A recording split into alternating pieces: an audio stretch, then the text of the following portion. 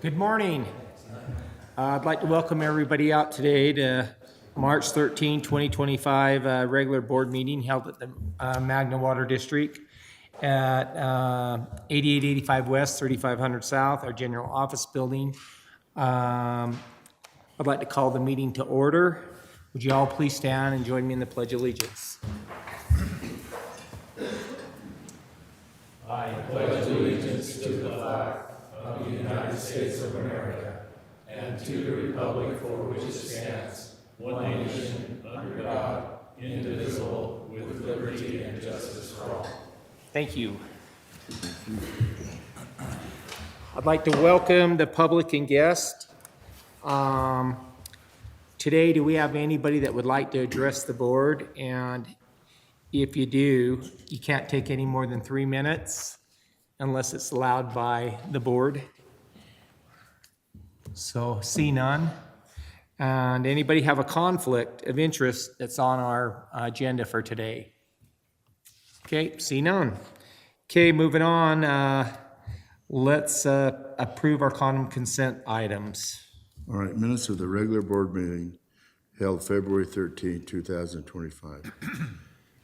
Expenses for February 5th to March 4th, 2025. General expenses, $1,270,511.56. Zions Bank bond payment, $83,530.83. I'll second it. It's been motion second. All in favor? Aye. Aye. Okay, moving on. Let's give our new employee a bad time for a few minutes. So who wants to take that? So we just want to welcome Marco Llovera. He joined us this Monday. He comes from us with some background in military and law enforcement and security. We're excited to have him. Do you want to stand up and take a minute and tell him a little bit about yourself? Yeah, I'm Marco, 29. Been a police officer. I was a police officer for 5 years. 2.5 years with Albany County Sheriff's, 2.5 years with Southwest Police. I just want something to do something different, and thank you all for coming. Awesome. Glad to have you. Great, that's awesome. Thank you. Okay, moving on to item H. Do you want me to go ahead, Andrew? Yeah, go ahead. Thanks, Marco. We wanted to recognize Tori because we were actually, I think it was the email we received from a customer that she reacted to the customer's questions with respect. She felt respected. She was knowledgeable with all the issues that the customer just really said she was polite, knowledgeable, professional, and she was able to help her and wanted to, not commend, but she wanted to not congratulate. What's the word I'm looking for? Basically let us know that she's doing a great Yeah, job. there you go. I've heard the same thing. So we just wanted to recognize Tori and present Okay, her I with want a to add to gift card. that if I can. You bet. So back when she worked in Magna, a pharmacy, drugstore here, I would always have her help me because she was always the best. And she's not afraid to speak out and tell you how she feels. So, and I like that. So, but I just wanted to say thank you for all what you do. Yes, thank Thanks, you. Tori. Thanks, Tori. Thanks, guys. Okay, let's move it on to our department reports. General Manager Clint. All right, thanks, Mr. Chairman. Just highlight a couple things on staffing. We had the one, Clint. You want J3? Oh, okay, jump to J3. oh yeah, we had a request, if it's okay with the chairman, to move up one of our items. It wasn't put on, so we're not going to do that. No, just teasing you. It's on the agenda. Yeah. It would be our representative from our health insurance. Okay, awesome. Yes, we'll do that for The her. item, if that's okay. Yes, Yes. go for it. All right. Andrew? Yeah, so we got Alyssa here with Coordinated Insurance. They just recently went through and rebid our health insurance for the executive team.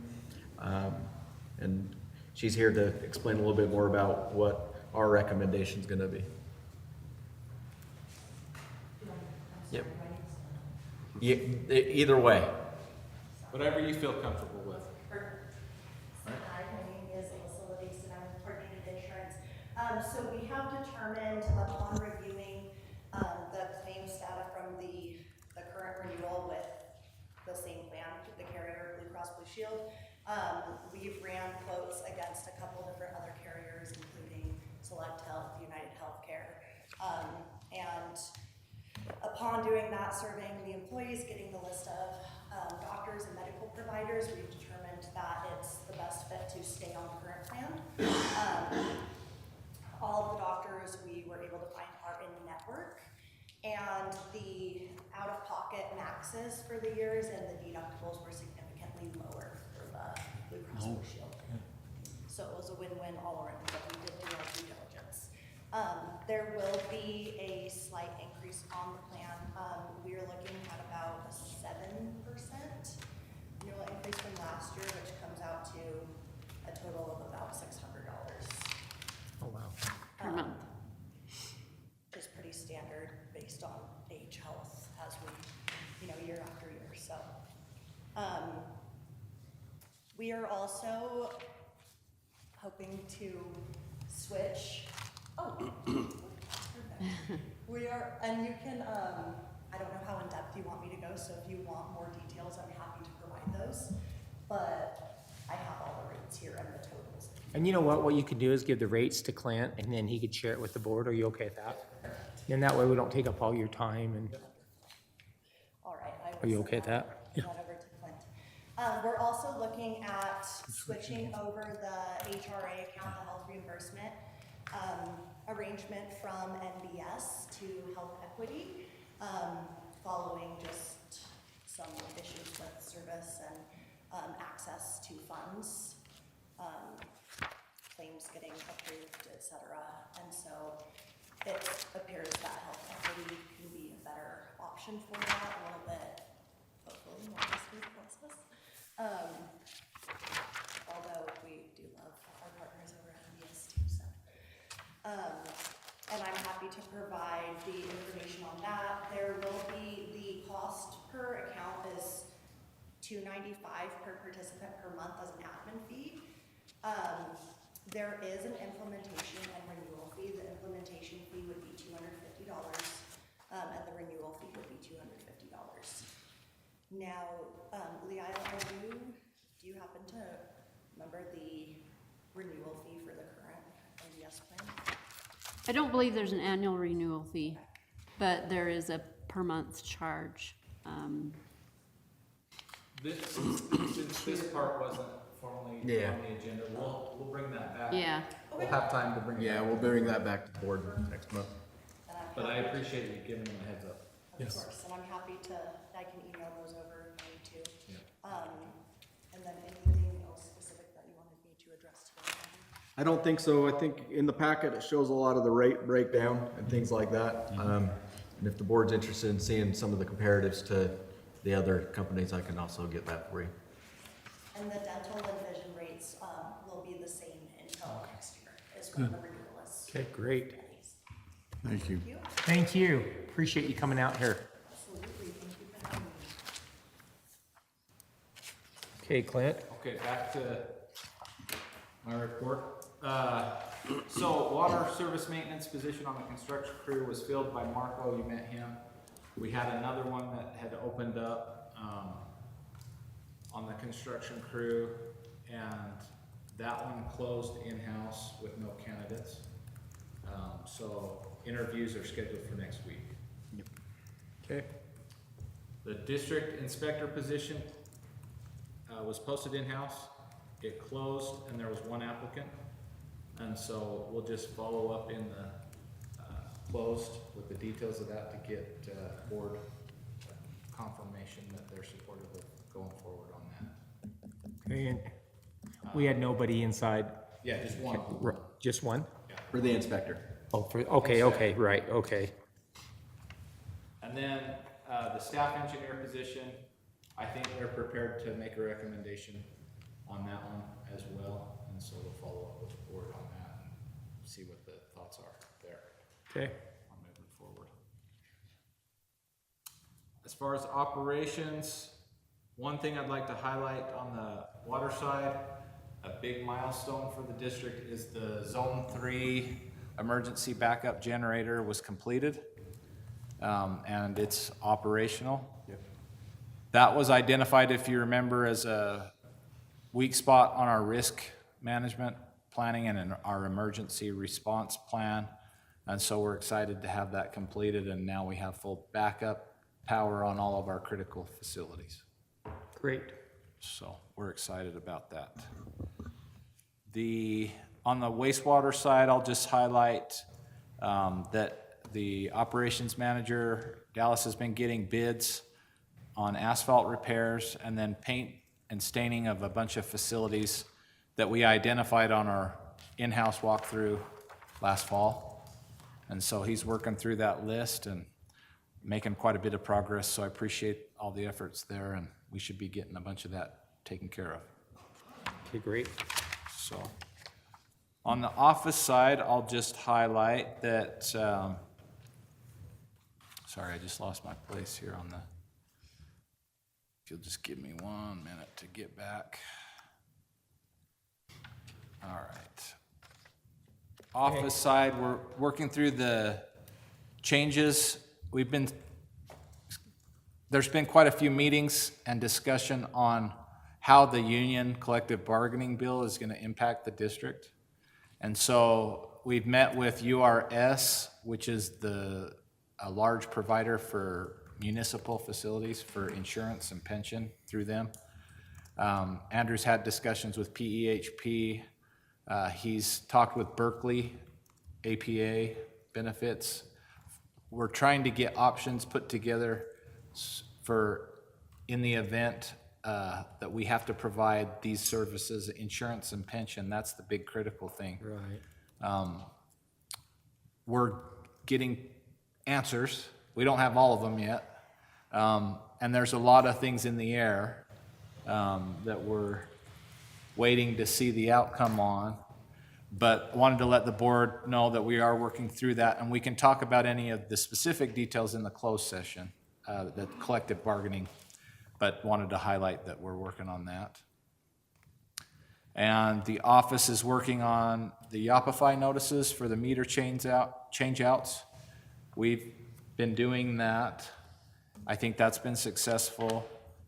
The sewer cleaning, Dallas will be working on when the weather warms up for those the areas that could have the blowback. We're gonna notify them. Okay. But that won't start till spring, right? A few more weeks. Yeah, a few more weeks. I will highlight a trend on the delinquent accounts that we're noticing. Our pink notices and our red notices have been less effective as of January. I think that trend in February was similar. So we're gonna see how it goes once we start shutting down, but we may modify that procedure to get better compliance with the noticing. Do you do any better? Well, if you remember, one change we made that saved a bunch of time was we didn't shut off everybody with the red notice. We just gave them the red notice, and that they were responding to the red notice without having to shut them off. Oh, wow. Maybe we can do a purple notice. But if we continue to not get compliance, we'll just shut them off again. Yeah. So how many days do you get them after you present them with the red notice? I'm sorry, I didn't hear that. If you hand them a red notice, how long do you give them before you do shut them off? 24 hours, we shut them off the next day. Oh, okay. But during the winter and the cold weather, Yeah, with cold weather, we don't shut off because of the risk of freezing. Okay. and I think that's why the trend's kind of, but we'll see next month. On communication and morale, we've got a flyer that I handed out where we'd like to advertise for a local scapes class, and we're gonna host it here. It would be the 10th of April from 6 to 7 p.m. They'll come out, the people from Jordan Valley will come out and give a class on landscape for their yard, ideal plants and layout for people that want to conserve water And also, they'll talk about the rebates. Okay, I was just gonna ask you that. Yeah, so they'll also help them with applications or talk about the rebate programs. So we think that'll be a positive. And then on the flip side of that, we've got some noticing about our secondary water starting up. We are letting them know this year will be reuse water and the shallow groundwater. Canal water will only be used if necessary as a backup.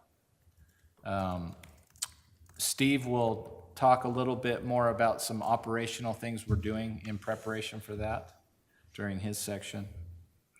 And then we've got a portion on the fluoride amendments in this flyer that we'd like to send out that lets them know that we're no longer allowed, we won't be able to add fluoride anymore after May 7th.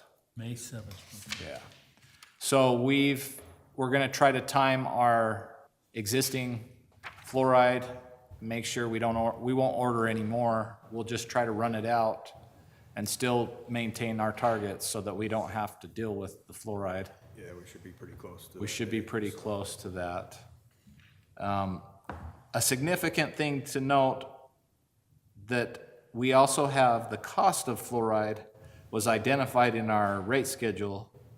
And so, you know, our thought is we have to remove that charge of $1.24 per month. And that would be fully reflected in the July 2025 bill that they would receive. Enough time for the May to finish out, and then the June would have no charge on there for that. And then they would see that. Do we get the fluoride from Thatcher? Yeah, We do? Now, obviously, that $1.24 is significant. Adds up to over 100,000 plus a year. The cost of delivery is probably roughly a third of that to get the fluoride, but we obviously have O&M and we have labor costs that is also included in this $1.24. Okay. So it's gonna be something that we'll have to evaluate with the new rates. It'd just be a consideration, and I just wanted to make sure the board was supportive of that. I don't know that we have any option. Right. Do we get rid of all our fluoride on site and we just cap everything and just leave it abandoned? I think so. We'll probably want to reuse that room at some point, but I agree, maybe not right away. Yeah, I'll have to see what. probably bring someone in to disinfect it or neutralize everything, and then we can dispose of it. It's brand new. Yeah, it is. And the other thing I'll highlight, it's on the agenda, so we'll talk about it later, but we did attend Rural Water, and the Drinking Water Board held their meeting down there, and our application was on there for grant money and loan money, a combination, and they authorized Magna Water to receive that money. It's pretty substantial. It's $4 million total, $800,000 in loan, $3.2 million in grants. So 80% grant money, 20% loan money. I don't know that we'll end up using all of that. It's for the lead service line replacement program. But anything we spend will need to be in that split. Right. So if we spend $1 million, 800,000 would be grant, 20% would be 2% loan. Sure helps. There's a resolution in here later that we can address any other questions or concerns.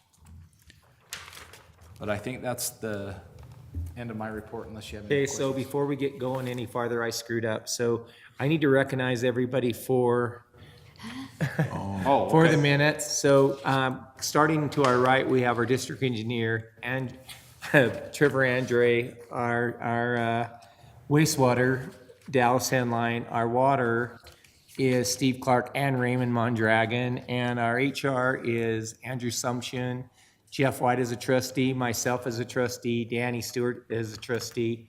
Leal Fitzgerald is our controller, Nathan Bracken is our legal counsel, and helping us stay through this meeting, and you didn't catch me on this, Sorry. is Clint Dilly. You always, Neither did I don't ever have to worry about I'm it. sitting there, didn't you see my face like, No, sorry. okay, no. I wrote it all down, but. So, thank you. Sorry about that. I missed one meeting last month and I come back and forget everything. Okay, let's go on to who's our next reporter. Engineering. It's Trevor. Yeah, thank you, Chair and Board. Some items of note. We have the 8800 West Waterline project. We've got an item in here to discuss on that. It was bid out and we received those bids. For our secondary water projects on 3100 South, 7200 West, we had some design changes that came up not too long ago. We just worked through those, looking to bid that at the end of this month, early April. For the reuse project, that one's essentially complete. We're working on a startup schedule for the 2 weeks from now, where we'll start filling the secondary system and then start testing those pumps to make sure they're fully operational. All the SCADA's functioning for our mid-April anticipated start. Did we dredge the pond up here? We have not dredged it yet. Does that have anything to do with our reuse or secondary? In what way? I mean, we'll send the water to the reservoir, but we've had discussions with them and they took some sampling on the water quality and the solids that would be disposed of to make sure that all aligns with what they can accept. And then schedule-wise, I don't think we've nailed down exactly that, but it won't affect how we use our system, the reservoir level going up and down. Do we need to dredge that before we fill that, now that it's drained down, or no? No. He's You wanna working add on a some? quote right now because they come out and did a quantities, what was inside the reservoir, so they're coming back with an actual number to it and the plan, how they're gonna dredge it. I just worried because the neighbors were complaining about the smell. Yeah. But probably 99% of that is probably ditch water being filled in there, wouldn't you think? Yes, yeah. So with clean water going in there, it may change that whole. Yeah, it'll help a little, I think. through My that. understanding is they didn't want it, they wanted it full, or they wanted Well, water in it, right? They want water in it, but us operating it through our levels of Oh, I see. operation won't negatively impact their ability to Okay. dredge it. That's what I was But going we'll with. have something next month to kind of present on the scheme about going about. How old is that? cleaning it. How old is this, this pond up here? 20, Over 20, 22. 21, 22. You think? Well, we know it's the sediment We'll from the have canal water. We'll be able to tell you a depth, right? They have sample They took some Yeah. Depth. depth. So they of have- sediment, Yes. so we'll be able to Have an report that. actual number. Yeah, Okay. define that a little I just more. wondered about the people complaining, so that they were pretty strong Well, on that. wonder if you were to put like a fountain of youth fountain in there where you got the water coming up, so it's Churning it. turning it. I mean, but I guess what we could do is we could just see what's going to happen, right? And see if we have any complaints. What if you flush it?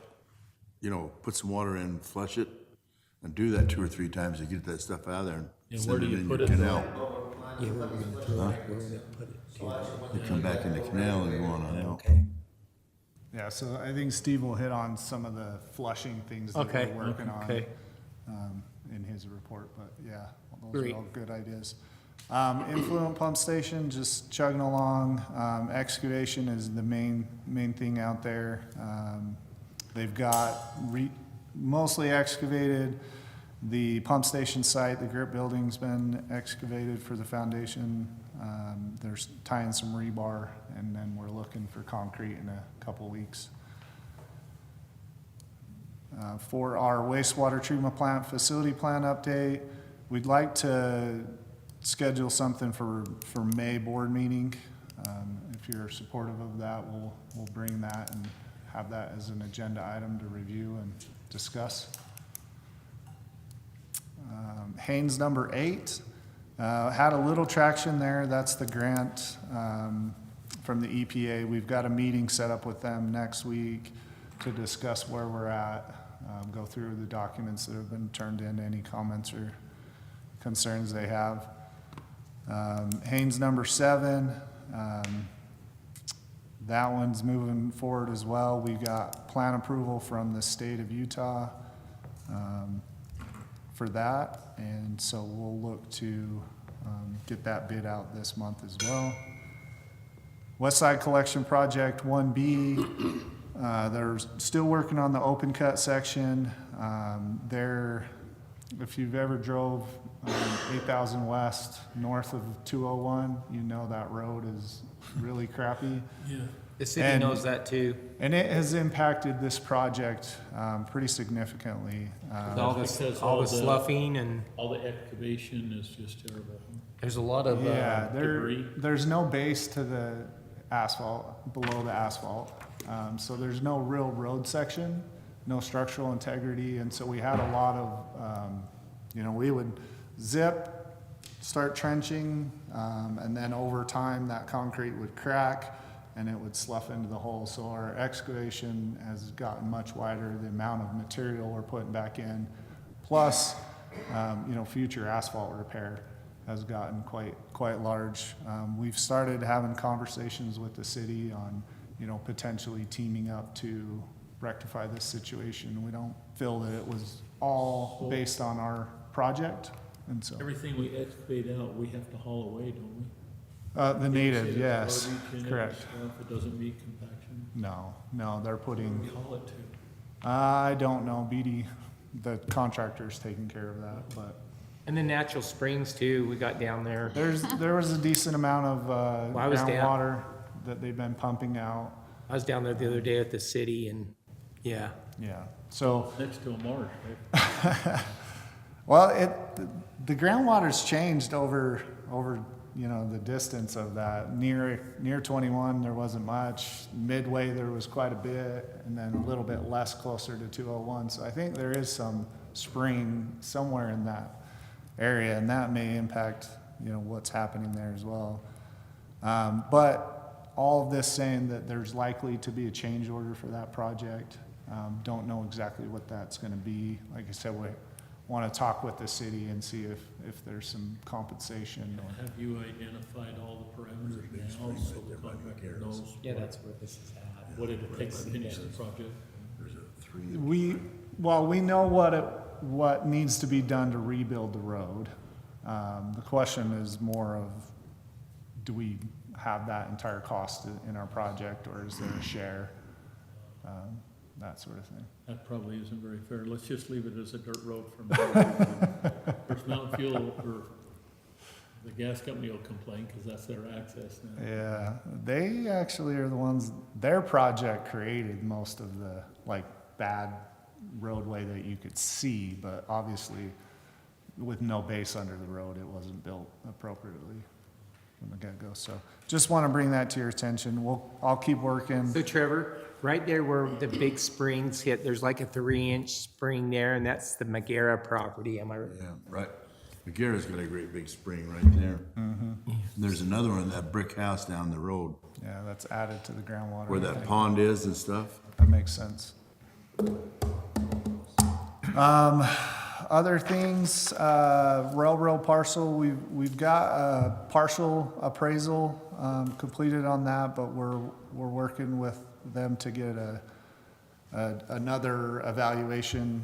We're looking at a couple different types of potential zonings, and so we should have something by next meeting to fully discuss that. And that is it for my engineering report, unless you have, sorry. One thing that's not on here, but I've got notes here, is the master plan. We're working through that with Bone and Collins. They've finished the supply and demand section of that report. That was the first one they're working on. And some some things that have happened since last time till now is we have a little bit better idea of the Kennecott foothills and the Little Valley. Jordan Valley had worked with Kennecott in some manner, and they provided some information with us on, potential population changes over time.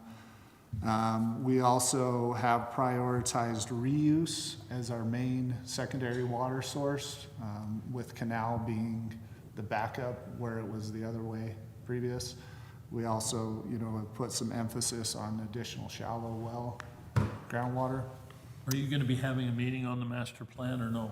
Yeah, we have another meeting scheduled for the 25th, an in-person one.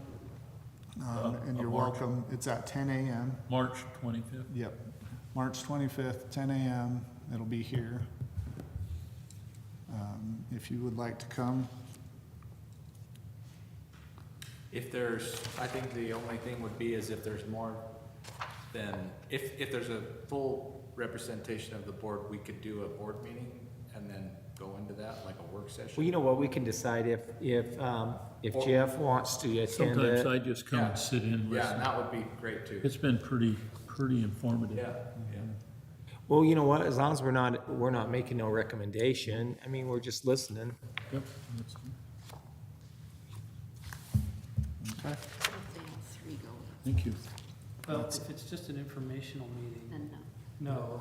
And so they recently changed the definition for this, and I think they made it less clear. But the long and short of it is if you're not meeting to act on a relevant matter, like an appropriation or an action, and if it's purely informational about how something's gonna operate, or it's purely related to staffing issues, that doesn't need to be noticed up. Okay. But you just need to make sure that you don't discuss anything. Make no decisions. Yeah, well, don't make Or any decisions, discuss, but just don't listen. discuss it either, because. Right.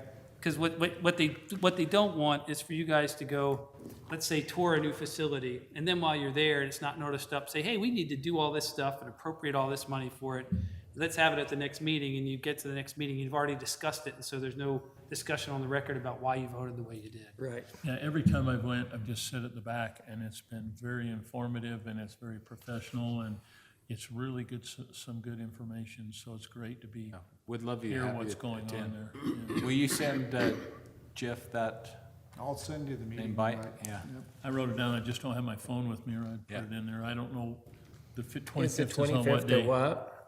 March, 25th, it's a Tuesday, Tuesday. And what time? 10 a.m.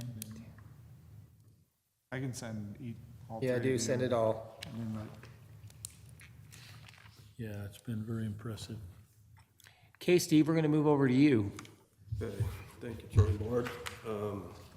Culinary water production for the month of February was 94.38 million gallons, or 256.56 acre feet, which is a 12.46 increase from 2024. Hey, Steve, can you speak up so these guys can, you might wanna pull your mic down. There you go. There you go. Year-to-date, so far, we've produced 196.45 million gallons, or 602.91 acre feet, and that's a 11.08% increase from 2024. So far from Jordan Valley, we purchased 130.78 acre feet of water. On that note, the meter that we've talked about in the past that we were wanting to change up there, we got that changed this week, so that's all taken care of. Good, that's awesome. On the call-outs, we had a total number of call-outs of 6. 4 of them were water, 2 of them were wastewater, for a total number of hours of 30.5. 21.5 of them were water, 9 of them were wastewater. And that was for 1 mainline leak, and then 5 miscellaneous calls. And then going back to the secondary system, kind of like Danny was mentioning, the flushing, that's what the guys have been working on for the last little while now. They're installing hydrants throughout the system and blow-offs that will be able to flush it. In between that and the reuse, I actually think that's gonna help a lot. Even not having the pond dredged, I think it'll help with the smell, just cleaning it out that way a little bit. I noticed the guys left some cones out. Was that so it reminds them to go back there or something? On which, On the secondary water, I noticed there was cones still around the community that were set out. yeah, so what they've done there is kind of, we're just going through and showing the guys the different drain locations and stuff, so that everybody kind of gets familiar with it.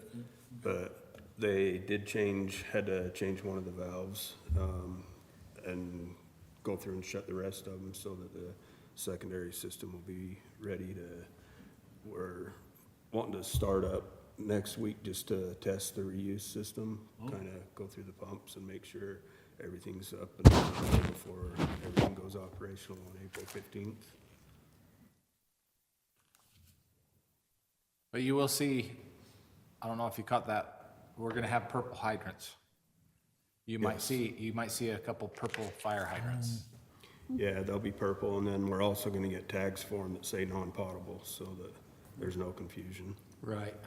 It's a good idea. They'll educate the fire department on. So the purple, do we have very many of those? So as of when they get the ones installed that they still have to do next week, we'll have 4 of them. Is that for flushing or something? Yeah, we'll use those for flushing, along with the blow-offs. So, if there's no other questions, that's all I have. Oh, that's great. Great, thanks, Steve, for your report. Thanks, Steve. Okay, Dallas? Yes, sir, Mr. Chairman and Board. On the wastewater collection side, I just wanted to update the board on the location that the collections crew is doing their manhole inspections. From 4100 south to 2100 south, they've inspected everything west of 8000 west, and they're working their way east. And they've also completed their Q1 grease trap inspections with no issues to report. Everybody was in compliance. Great. On the wastewater treatment side of things, we've just completed our Q1 biomonitoring. Those results aren't in. I don't anticipate any issues there. Our treatment staff has been working on our haul truck, dump truck. The seal on the back hatch wears out occasionally, so they've been working on getting that repaired. And then there's an upcoming training, a 1-day in Salt Lake that Bo and I are going to attend. It's pre-treatment. There's some information that would be valuable for us to know as far as some things that people are doing to combat fats, oils, greases. They're talking about sampling techniques, and then a majority of our regulators will be there. So it's just a good training to go to and get some face time with them and kind of network with some of the other districts and see what they're up against and see what could potentially be coming our way and get ourselves ready for that. And then a little bit of follow-up discussion from last month. Our operations team, the managers, Raymond, Trevor, we've been evaluating some vibration analysis companies. We've had sit-downs with 2 to kind of get some pricing and capabilities and see how we can kind of increase our preventative maintenance as far as, you know, choosing criticality for different pieces of equipment and taking the next step in the way that we monitor those. So there's a lot of things that make sense, and we're just trying to figure out what makes sense the most for us and who we can potentially partner with on that. And then again, Steve and Raymond and I, we've been looking into the transition to Polaris for our oil sampling. We've got an account set up with them. Their home base is out of Indianapolis, so you have to pre-order your sample collection bottles. We've done that. They're on the way. Since last month, we haven't had any maintenance that requires an oil sample, but once those bottles arrive, we'll send our first samples over to Polaris. Now, we can't just deliver them to 13th South? We can drop the samples off once they're collected to the lab on 13th South. We just have to get all the equipment from, which is no big deal. When you compare what our previous analysis lab does, there are some benefits with Polaris, so I think it'll be a good exercise in making that transition. So I think they'll help you identify any potential problems in your sample where the existing lab you have now just gives you the data and lets you figure it out. yeah, it is neat. They've got a dashboard that once you send your samples in, you can start to watch how they trend it and the parameters that they're really looking for. And they kind of just have this dashboard that helps you understand your samples. Whereas before we get the report, but it's just not as detailed and it's not as good as of a partnership to help you understand what you're actually sampling for and what the sample results might mean. I was shocked when they told me they keep track of each one of your pieces of equipment by number. Sure. And let you know what's going on with that. It's pretty impressive. Yeah, that's what you need. I agree. So that's been one of the things we've been working on this month. I really don't have anything else, Mr. Chairman, unless you have any questions. You have any questions? No, You okay? Okay, let's move on. Okay, we're gonna move over to Lee Isle. Thank you, Mr. Chair and Board.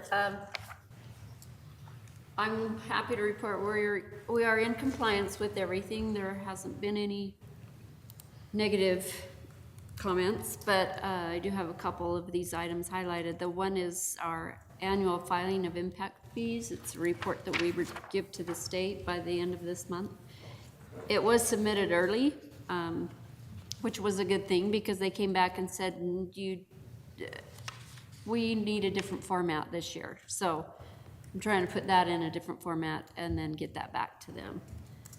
And then I've just highlighted Dallas's wastewater treatment plant annual biosolids report to the state. He's got that completed and submitted, I believe that's what you told me. Correct. And then our annual water use report that goes to the Division of Drinking Water, Division of Water Rights.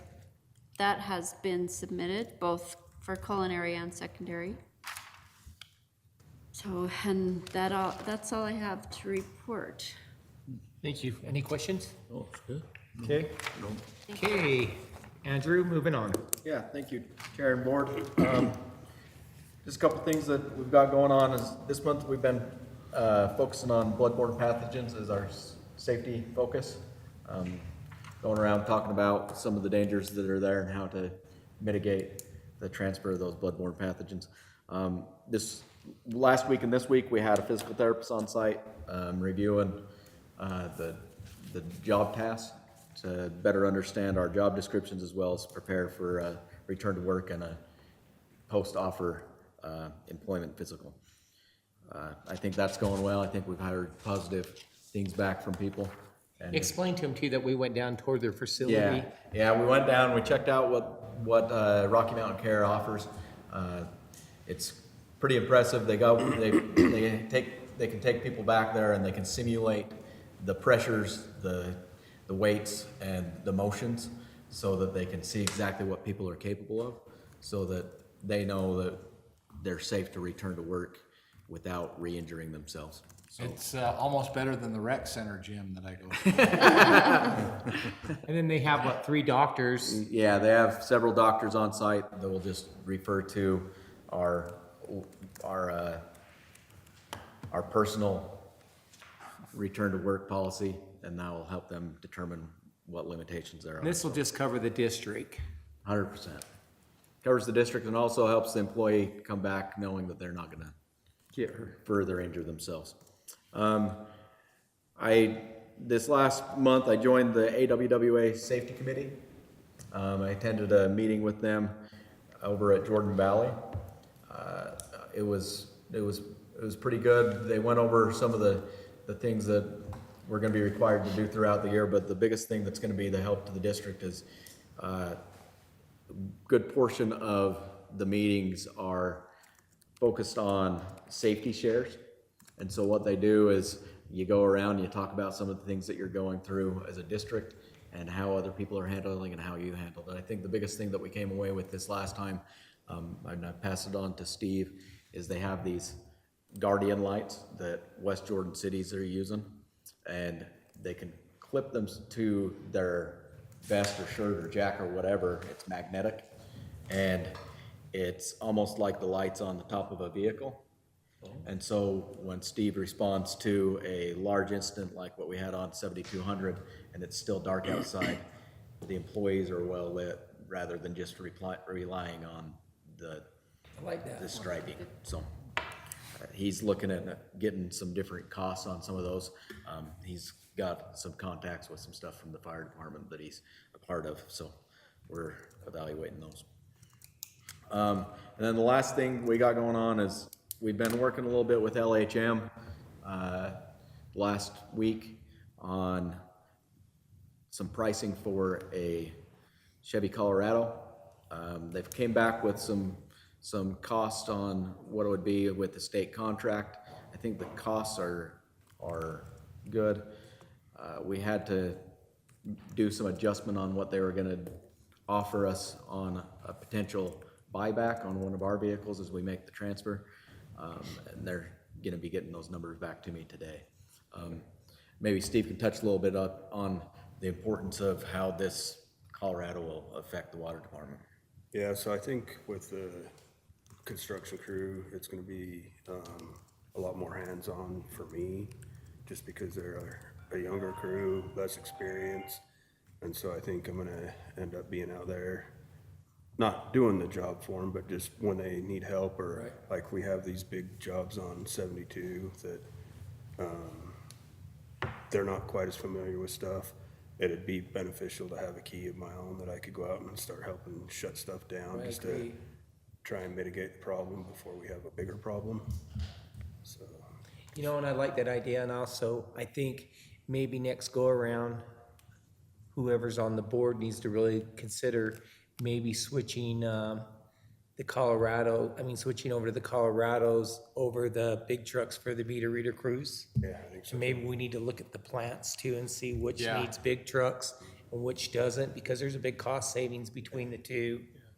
Yeah, if we get it and it's a good, I think this will be a good trial run for us to see if it's a good vehicle for us, fits our needs. Yeah, And we could what- make that decision.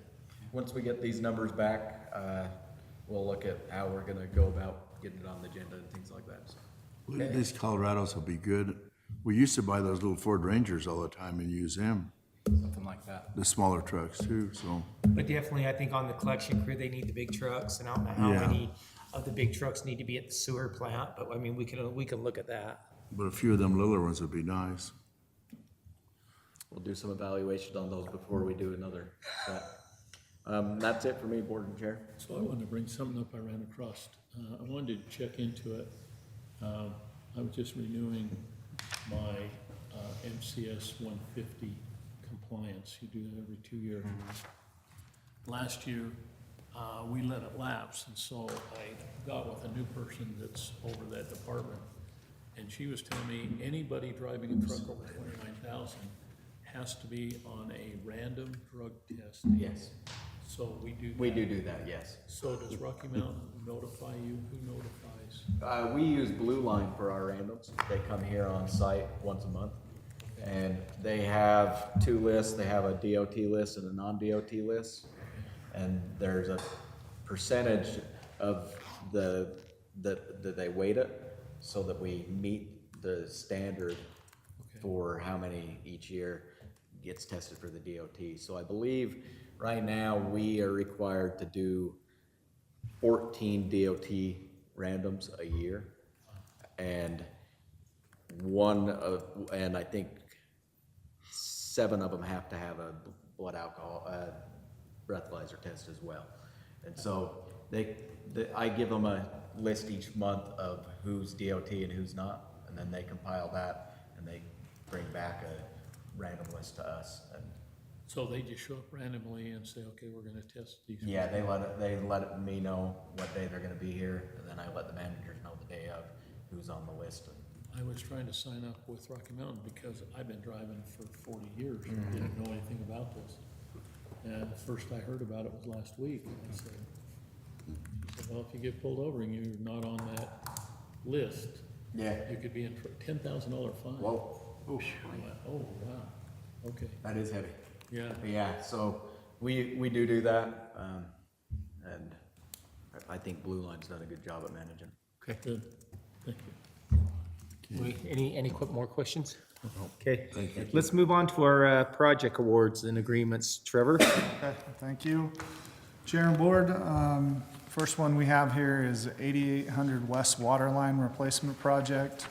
That was bid out, and if you look at the letter in the packet, we got a good turnout for this project. 6 contractors. Newman Construction was the low bidder. As you can see, that it was significantly lower than the average. We've worked with Newman in the past. They've done good work for us. So the recommendation letter would be to award that to Newman Construction.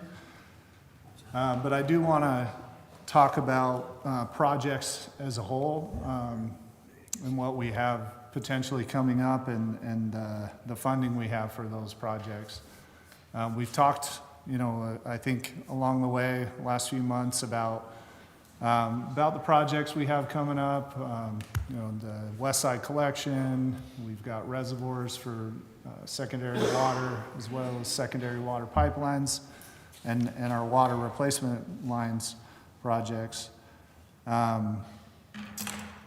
And we have also talked about the potential for bonding to continue to do all of those projects. So I think that kind of weighs into the board's recommendation on this one. This is a project that was identified in the master plan. It upsizes the line in 8800 West.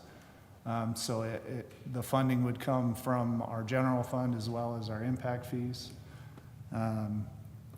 However, I'll say this is a project we could potentially wait on,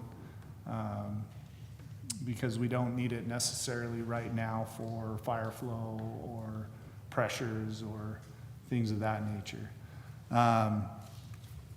There are some downsides to waiting. Right now, we have a really good price. We have a good contractor. There's concerns with the tariffs, material prices. So I think if we rebid it at a later date, we would definitely see an increase in price. Saved a lot of money here, that's quite a bit of difference. So I think we should just move on it. And he can fit it in, that's another important thing. Yeah. Yeah, so I think we can do that. I think we're looking for a timeline from the board on, I think there's a possibility of recouping some funds like we've talked about through the property sale of the railroad. The downside is the preliminary estimates on the appraisal for low density are a lot lower than what we can get out of it with a higher density or potential manufacturing that it currently is. So there's some tough decisions, I think, and I think Trevor just wants to make sure that the board understands that this is one that if push comes to shove and we're not gonna be able to do bonding or we can't sell the property, if we don't wanna really get too far into our reserves, we might have to hold off on this. Okay. But that being said, if you do this project, what project can't you do that's coming up? Well, I think How do you rate your projects? I mean, is this Yeah, more it important is than? This is on lower priority. Yeah, so the upcoming ones that we're close to bidding would be the Zone 3 reservoir, secondary, and then there's a couple secondary water line projects. And I think in my perspective, those ones are higher priority, with reuse coming on. They help with moving the water around Zone 1. As well as our operation of our Zone 3 pump station, which will see a lot bigger use this year because of Gateway at Little Valley, Mahogany Ridge, the high school, the county park. And so I think the Zone 3 reservoir is a priority as well. So when you look at those 3 projects, I think this is number 3 with the secondary being 1 and 2. But still a priority, still needs Yes. to be done at some But then we point. go back and rebid this thing out again. Who knows what the And price this- is gonna be? This is a good one that benefits the city. Right. I will say this is a project that helps out Magna City as well in terms of their roads and, So a question on that 8800, have you talked with the city about teaming up and why we're putting in that line? to just redo that whole road, you know, because you guys are gonna be in there doing, We've had discussions on where their projects are planned out, but we haven't come to a conclusion if that's like change, and 88 is not one of those. Right. But we don't have a clear answer if that's something they would be willing to change from another project to address this one. So it's still working. So are you going, when you've talked to the city, have you talked to the attorney, or have you been talking to city manager? It's mainly been, is it? EMSD? Tolan? Tolan, okay. Tolan. But I can move those conversations to Liesel now that I've got that contact, and, She was at our meeting the other night, I'm pretty impressed with her, so. okay. So just want to make sure that you have all the information on this determination. We will adjust accordingly, but our recommendation is if the board is still wanting to hold off on bonding, but willing to look at some different development types For the property. on the property, we think we could do this. Well, I'm totally against high-density housing, so I'm a no. Yeah, I'm a no on that too. I mean, but manufacturing, if you were open to that, I think there's still some, Well, we'll talk in closed door, because I wanna know Yeah. what it's came in at. yeah, and that's fair. So, So we could table this till we have that discussion and come back out, or we could move forward with it.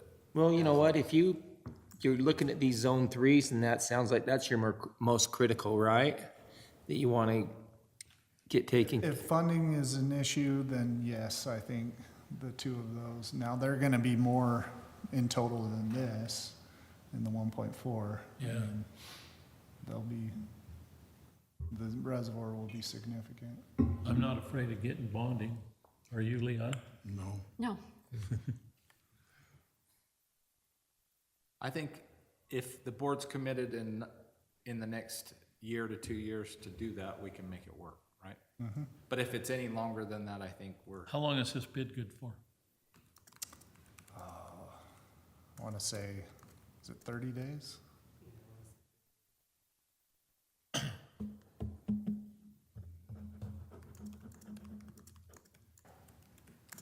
yeah, it's a tough one. We just have to make those hard decisions and just want to make sure you've got all the facts.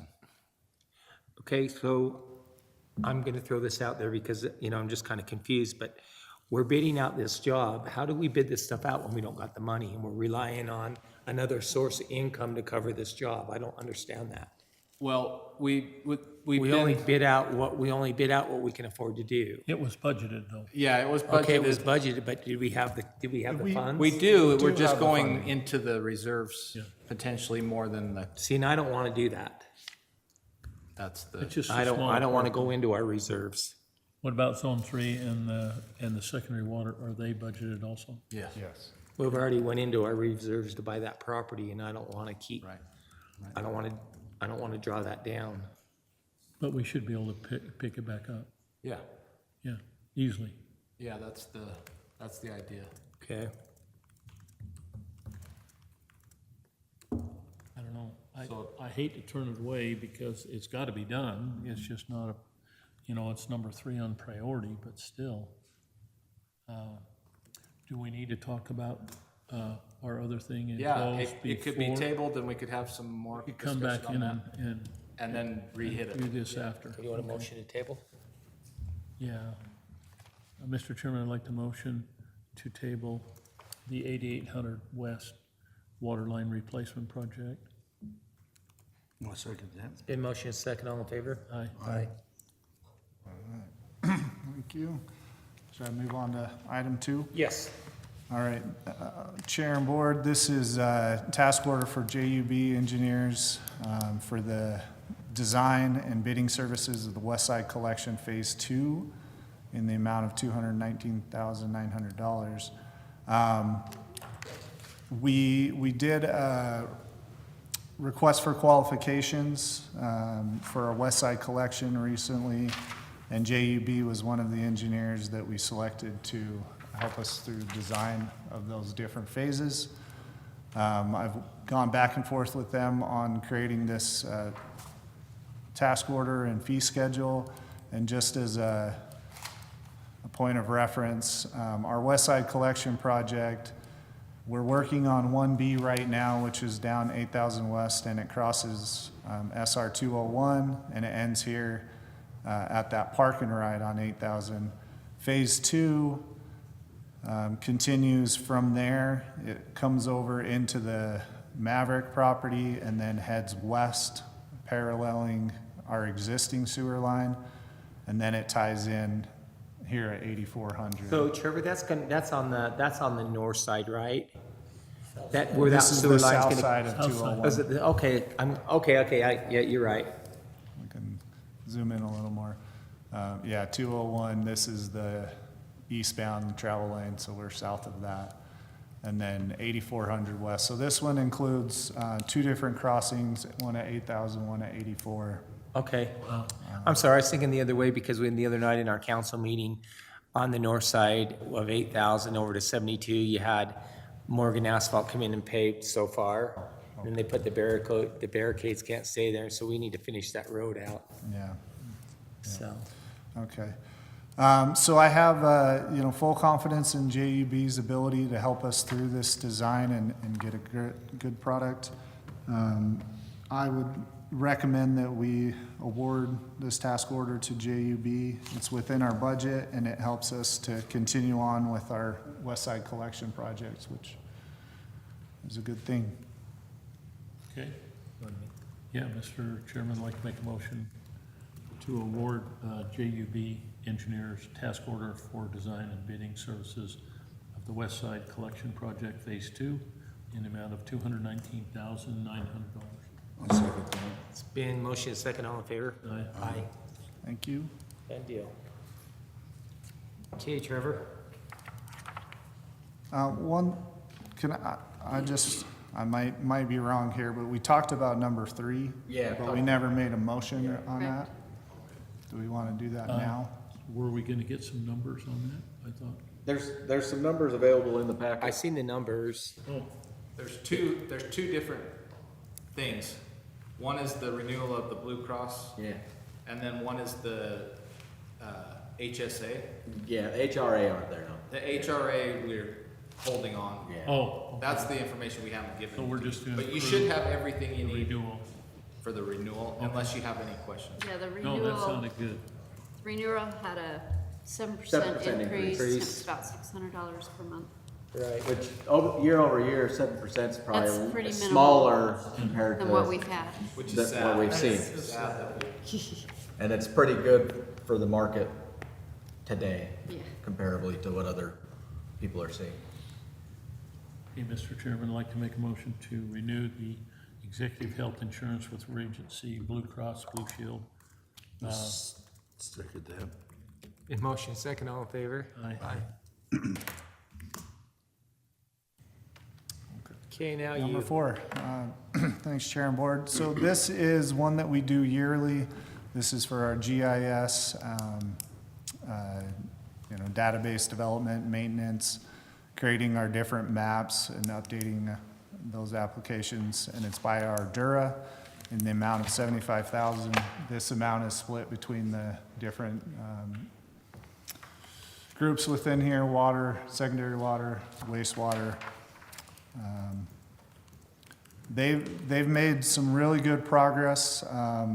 When we had our staff engineer, he was right on top of them. They've got a lot of as-built in there that weren't previously. They're helping us create some applications that will help with goals that we have this year. Particularly a shared goal between myself and the water operations. And so I would recommend approving this task order.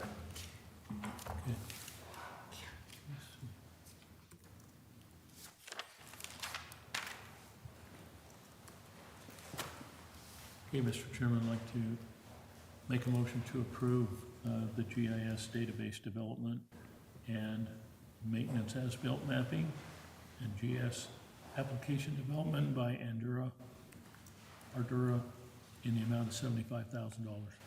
I'll second that. Been motion second, all in favor? Aye. Aye. Okay, Leal. Well, I'm not asking for too much money. I'm just kidding. I put the UAS annual dues on the agenda because it is our largest membership due, but they do a lot for us, so I just wanted a motion Can you to. lay that out for me, what they do? No, just teasing. Well, they go to the legislature. Very important. Okay, ready? Okay, yep, we are. So, Mr. Chairman, I'd like to make a motion to approve the UASD annual dues in the amount of $12,300. I'll second that. Been motion second, all in favor? Aye. Okay, awesome. Okay, let's go to our item K. We're moving right along.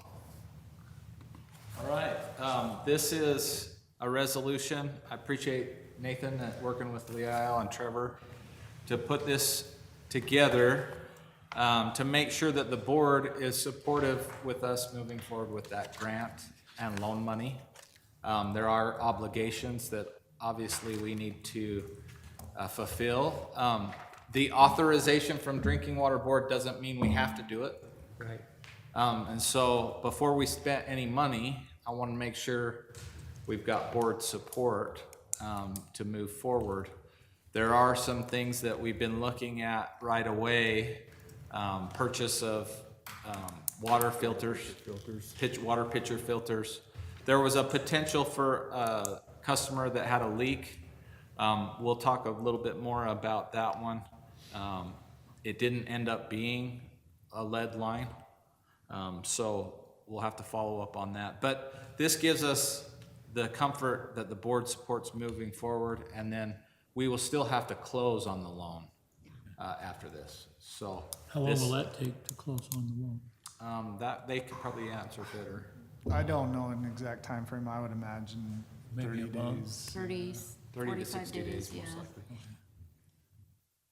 Well, I think we need to go in that direction, don't we? I agree. The good news about this one is we don't have to spend the money. We'll get recouped 80% of anything we do spend, and I think we can count some of our labor and things like that. So I don't know how much that we'll really have a whole lot out of pocket. But I wanted to make you aware of that. Okay. Big win for the community, though. Right. So do we need to read this resolution, Nathan? Now, we need to put that out in our, We do. Yeah, we'll do a flyer on that. Yeah. okay, awesome. I don't think you need to read it, it's already part of the record. Right. You can just read the title of it if you want. This motion, yeah. Unless you, has everybody read it? Does anybody have any Yeah, questions? I've read it, so I'm good. So, Mr. Chairman, I'd like to make a motion to approve the resolution 2025-02 regarding the Division Water, Drinking Water, Lead and Copper Grant Loan Funding. I'll second that. It's been motion second, all in favor? Aye. Okay, let's move on to 2, Leal and Nathan. So this resolution is because Magna obviously now is a city, and Magna Water District does have redevelopment agencies or redevelopment areas in our district. The agreements originally were with Salt Lake County, and Salt Lake County is wanting to transfer these RDAs and the agreement over to Magna City. So, in short, that's what this resolution is doing. There is one RDA that Magna Water has a reimbursement schedule with. County has been paying that annually, or just started a couple of years ago. So Magna City or the MSD, however that works, Yeah, the city will finish that out. Right, the city will end up doing that because everything's gonna be switched over from the RDA to the city. Yeah, so, anyway, that's what this resolution is doing, and then we will, if you approve it, we'll have it signed, and then we'll send it over to Salt Lake County. And because it's an interlocal agreement, Interlocal Cooperation Act requires that interlocal act agreements be approved by resolution. So a lot of times you don't have to have a written resolution to approve an agreement, but this is one of the few agreements you do have to have a written resolution. Okay. Thank you.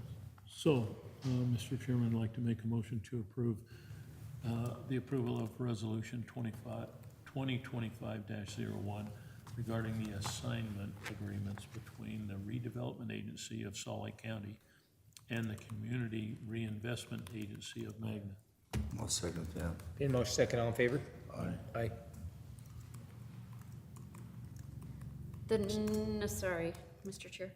Yes. The next agenda is the motion that we make so that Clint or Mick can vote at the UASD annual meeting. They want it done by a motion, so that's what this is.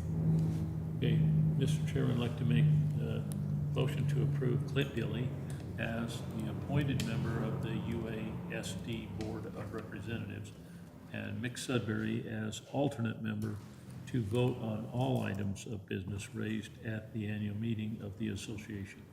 I'll second that. In motion second, all in favor? Aye. Okay, no information or discussion, only no action items. Okay, Nathan, this is your big time.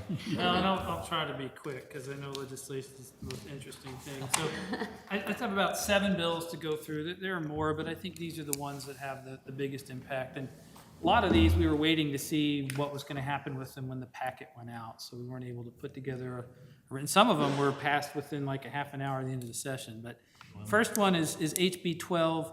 This was a bill that raised some concerns at the beginning of the session. It would have prohibited all local government entities, including districts, from entering into contracts that have certain terms. Now, most of those terms are things I don't like, provisions that require us to indemnify other people or require us to go to arbitration, but they also happen to be terms that are commonly found in the types of standard contracts we get from vendors. And a lot of times those vendors will be like, well, if you're not going to agree to our standard contract, then we won't provide the service.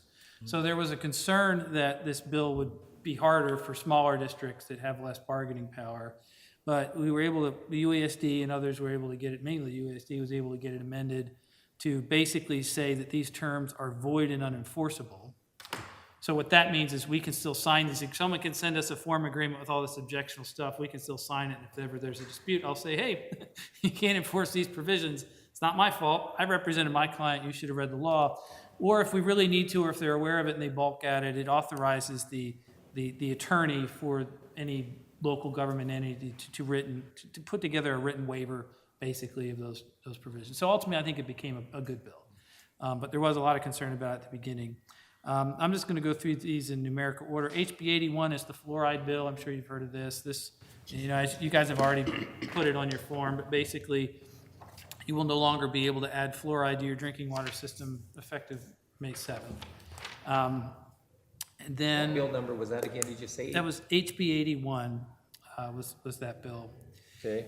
HB 267, this is the union bill. I know we've had some discussions. I know we've had a lot of discussions with staff. This one prohibits public entities like you from entering into collective bargaining agreements with unions or from recognizing a union as a bargaining agent for public employees. That's a really significant change. Under the laws, the state can determine whether or not public entities like the district can enter into collective bargaining. It doesn't impact private union contracts, but since you're a public employer, you'll no longer be able to recognize your current union, nor will they be able to act as a collective bargaining agent after your current collective bargaining agreement expires. So Nathan, I got a question on that for a second. Maybe you don't have any information. So, for example, we can't collecting bargaining, they can't come to us, right? And do that. So who would do their negotiating? Each individual employee would have to negotiate for themselves. Oh, wow.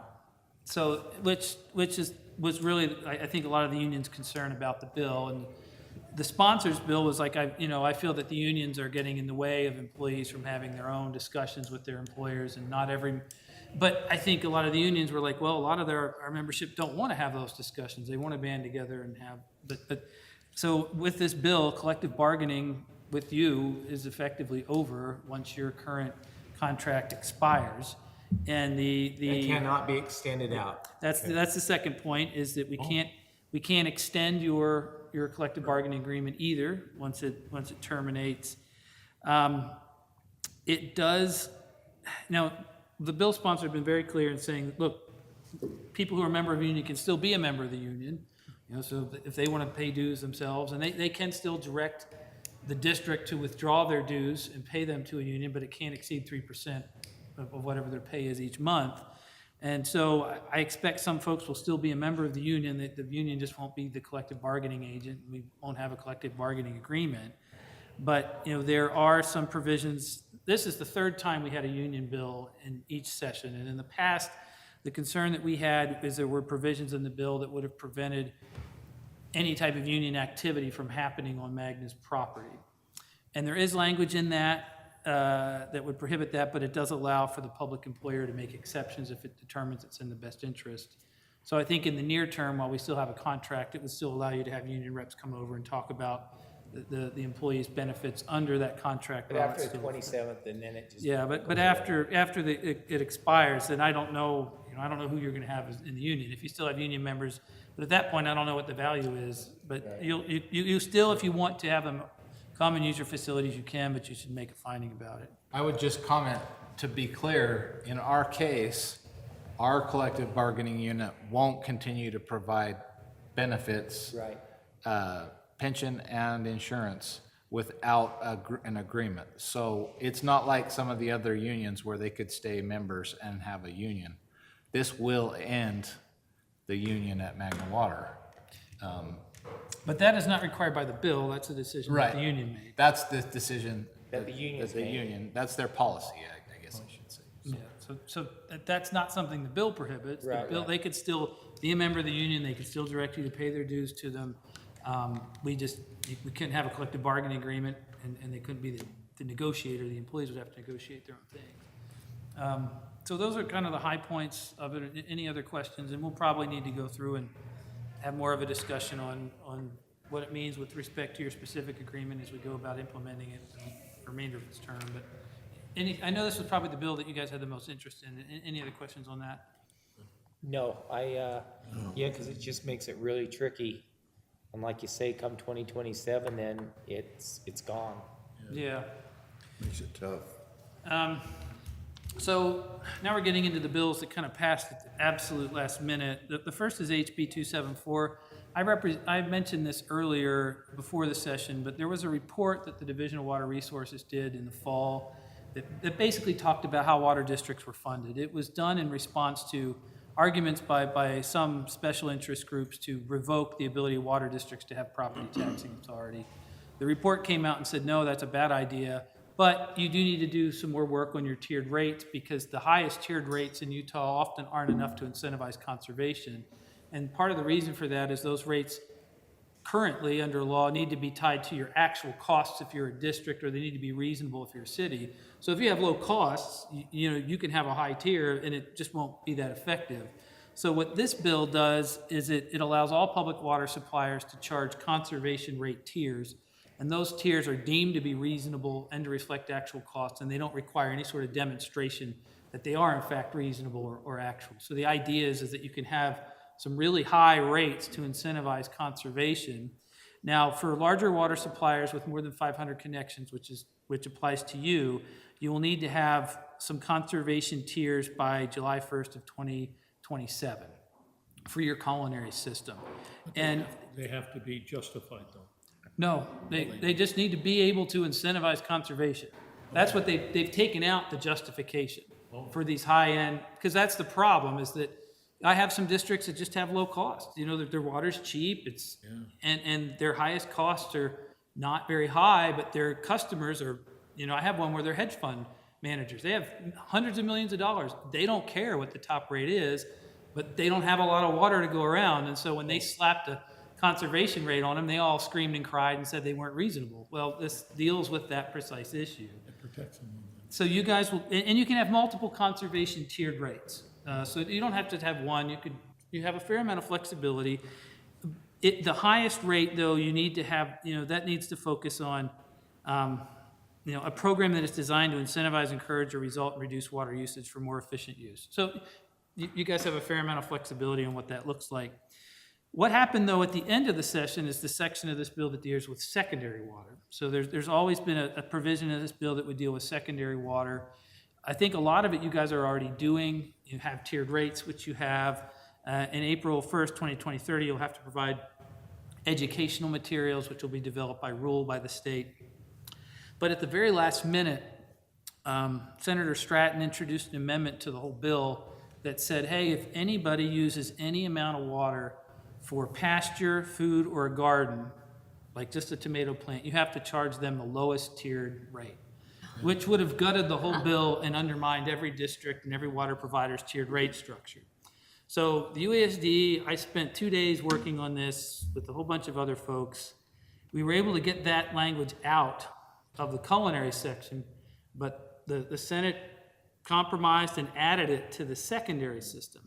But it won't go into effect until 2030. So for the next 5 years, you can have a tiered rate on your secondary system. The idea is that gives everyone time to figure out some sort of compromise. I think what Senator Stratton is worried about is, well, he owns an orchard in Orem, and I don't think he wants to pay a lot of money. And he's worried about other people that have these big yards and horse pastures in Riverton or whatnot. So I still have some concerns that the way it's drafted now, it completely guts your secondary tier rate if we don't change it before then, because someone say, hey, I've got 4 acres and I'm using the secondary system one, and here's my tomato plant, I'm growing food. So if somebody is using secondary water and they, instead of having a flower bed, they put tomato plants there, does that make them qualify? Yes, as the way this is So drafted. that means they'll be on the lower tier. One, and you They can can have imagine, tomatoes and flowers. Yeah. you can imagine how difficult that would be for us to police it. police. Yeah. And some of the reasons, and I didn't have any direct discussions with Senator Stratton, but some of the ideas he wants to explore are charging water on like a per acre basis, which I think would be almost impossible for somebody like you to verify, because it's just gonna change each year. So hopefully, we've got 5 years, we'll be able to work and have something better before that provision goes in. And that, I think, was passed at like 11 o'clock Friday. Another bill that I wanted to mention is SB 50. As you know, under current law, the board members are limited in their compensation up to $5,000. This removes that. So you guys are now like cities. You can set your compensation at an amount you feel is reasonable or fair. You just have to do a public hearing with 7 days' notice if that's something you want to do. Another bill that I mentioned before is SB 80 from Senator Sandel. This is the bill that will require the Department of Environmental Quality to establish an annual fee that each water provider will have to pay. That fee will be based on how much water each provider consumes. So there's going to be a rulemaking process. The bill itself doesn't impose the fee. The Department of Environmental Quality now has the ability to do that, and they're going to use that fee to help fund their Safe Drinking Water Act programs. So I worked on some language that's in the bill to exempt districts from having to go through the fee hearing process for a mandatory fee that you don't have any discretion over. So you should be able to just add it as a line item. And speaking with Nathan Lundstedt, the Division Director for Safe Drinking Water, he expects this, and this is just a guess, to be about 75 cents more per year per user. So it'll be a nominal impact on most users. And then the last bill, SB 314, this also passed at the absolute last minute, but this is the bill I worked on with the UASD to make the election changes the district requested. So we'll be able to accept declarations of candidacy during your normal 410 work week. I won't have to come in on Friday. And then we were also able to change the filing period from June 1st to June 7th. So with the switch to an even year regular election schedule, without this change, we would have to accept declarations of candidacy, I think, in like January. It was January. Of 2020, way ahead. The city stuff, right? Well, the cities always do it from June 1st to June 7th. It's just the regular election is when the legislators are elected, and they change their declaration of candidacy filing period to January before the session. I think to make it harder for people to sign up to run against them after the session. And so we were able to get that changed, so you guys, whether you're an even year or odd year, it's still gonna be June 1st to June 7th. Nice, that's good. So I was holding my fingers on this one. We had gotten our language to them months ago, but legislative drafting it took them a while to get that bill out. But Senator Collmore, the sponsor, was able to get it through at the last minute. So there's some other minor things here and there, and I haven't even gotten into the land use bills, but those are the ones that will impact you as a district. Well, thank you. My pleasure. Thank you. So coming up, our next board meeting will be April 10th, 2025, here at 10 o'clock. And we are today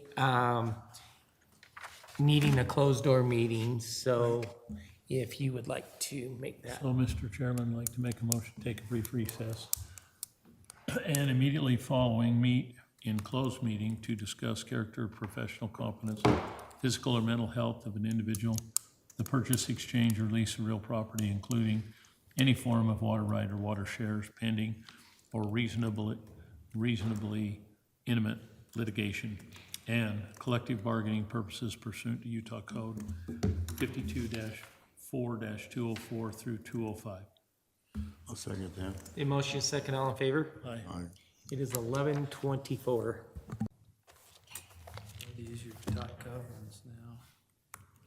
Okay, so it is 2:30. 2:32?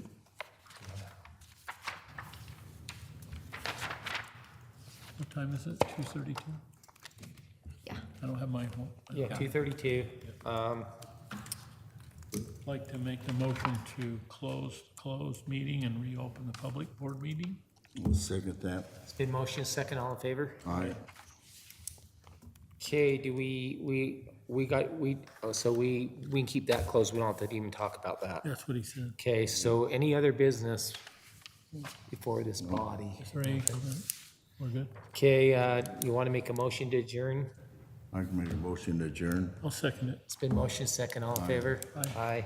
Aye.